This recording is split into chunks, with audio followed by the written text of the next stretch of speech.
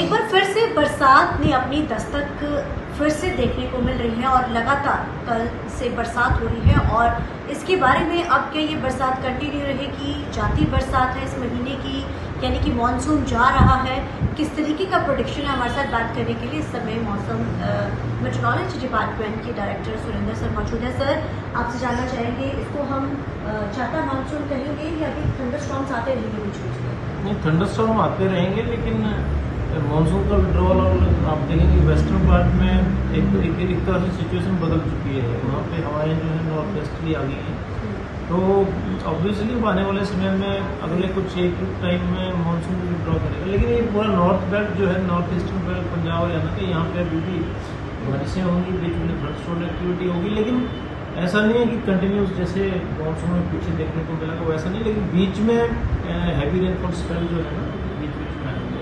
और जो ज़्यादातर जिले इफेक्टेड हैं उसमें नॉर्थ ईस्टर्न बेल्ट है प्राइमरली, जिसमें पठानकोट, गुरदासपुर, होशियारपुर, नवांशहर, मोहाली, चंडीगढ़, यमुनानगर, पंचकुला, फिर साउथ में चले जाओ हरियाणा, और इन एरियाज में ज़्यादा फोकस रहता है।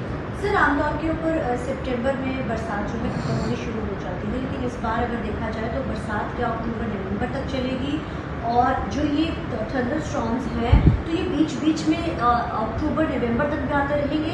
और जिस तरीके के साथ इस बार बरसात हुई, क्या ये जो बरसात है उस लेवल पे नुकसान भी कर सकती है? इस तरीके की बरसात रहेगी? नहीं, उस लेवल का नुकसान तो नहीं होगा, क्योंकि ये तो बड़ा रेगुलर रेंज नहीं है, बड़ी इंटेंस नहीं है इतनी। बीच बीच में मॉडरेट टू हैवी एक दो पॉइंट्स पे एक आइसोलेटेड प्लेसेस पे चांसेस है। ऐसा नहीं है कि इतना नुकसान करेगी ये। लेकिन क्योंकि ऑलरेडी बारिशें पहले काफ़ी हो चुकी हैं, तो जितनी और बारिश आती है तो ऑब्वियसली ज़्यादा ठीक भी नहीं है। लेकिन ऐसा भी नहीं है कि कोई अब बहुत ज़्यादा चिंता वाली बात है कि बड़े हैवी स्पेल्स आएंगे, अब ऐसा संभावना नहीं है। पहाड़ों में कैसा रहेगा? पहाड़ों में भी रहेगी, जहाँ वहाँ भी ये जो नीचे वाले फुट हिल्स या मिड हिल्स तक जो है चांसेस हैं कि वहाँ भी कंटिन्यू करेगी बारिशें, क्योंकि मानसून धीरे धीरे विड्रॉ करता है वेस्ट ईस्ट।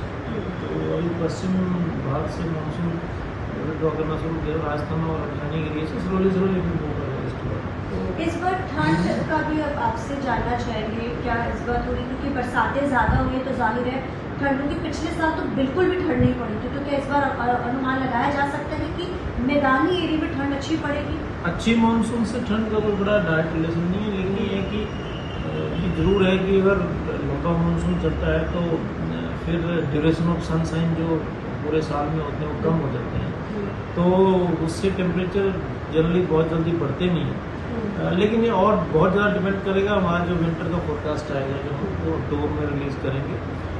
फिर और उससे ज़्यादा भी डिपेंड करेगा जो एक्स्ट्रा ट्रॉपिकल हमारे वेदर सिस्टम है, जो कि सर्दी हमारे यहाँ लाते हैं, उनका क्या सिनेरियो है, वो किस तरह से हैं।